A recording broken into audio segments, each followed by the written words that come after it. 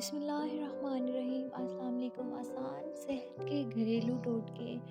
ٹوٹکا: گلاب کی پتیاں 1 پاؤ، دودھ 1 کپ۔ گلاب کی پتیوں کو دودھ کے کپ میں ڈال دیں۔ 2 دن بعد گلاب کی پتیوں کو ہونٹوں پر لگائیں۔ چند دن لگانے کے بعد آپ کے ہونٹ گلاب کی پنکھڑیوں کی طرح نرم و نازک اور لال ہو جائیں گے۔ یہ ٹوٹکا جینٹس اور لیڈیز دونوں ہی یوز کر سکتے ہیں۔ چہرے پر رواں بال ہوں تو تھوڑا سا دہی ململ کے کپڑے میں باندھ کر اس کا پانی نکال دیں۔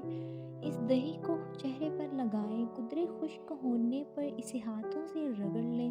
مسلسل یہ عمل کرتے رہنے سے چہرے پر بالوں کی افزائش میں کمی ہو جاتی ہے۔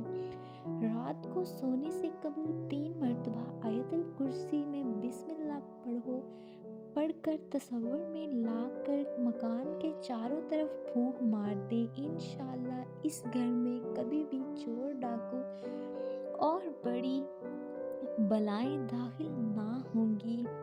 ویڈیو اچھی لگے تو لائک کیجیے گا، چینل کو سبسکرائب کیجیے گا، یہ آپ کا پیار ہوگا ہمارے لیے۔ ہکلاتے مریض تندرست، ہکلاہٹ اور توتلا پن کے مریض اگر سورۃ